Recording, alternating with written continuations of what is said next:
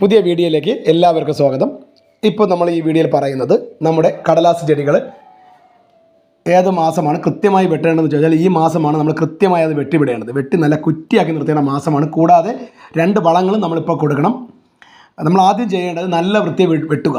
വെട്ടി നല്ല ഹൈറ്റ് കുറഞ്ഞ് ഒരു രീതിക്കാക്കി നിർത്തിയതിന് ശേഷം മാത്രം നമ്മൾ വളം കൊടുത്തു തുടങ്ങിയാൽ മതിയാവും. അപ്പോൾ നല്ലതുപോലെ വെട്ടി നിർത്തിയതിന് ശേഷം മൂടൊക്കെ ഒന്ന് ഇളക്കി മണ്ണൊക്കെ ഒന്ന് ഇളക്കിയതിന് ശേഷം നമ്മൾ ഒരു 10 ഗ്രാം അളവിൽ പൊട്ടാഷ്യം ഇട്ട് കൊടുക്കുക. വലിയ ചട്ടിയൊക്കെ ആണെങ്കിൽ 20 ഗ്രാം വരെ ഇടാം.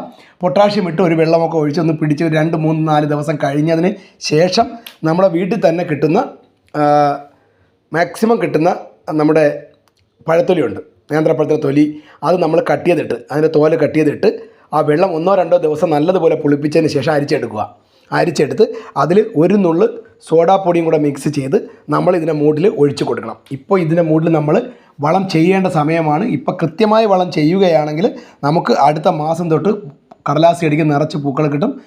അപ്പം വീഡിയോ ഇഷ്ടപ്പെട്ട് കഴിഞ്ഞാൽ മാക്സിമം ഒന്ന് ഷെയർ ചെയ്യുക.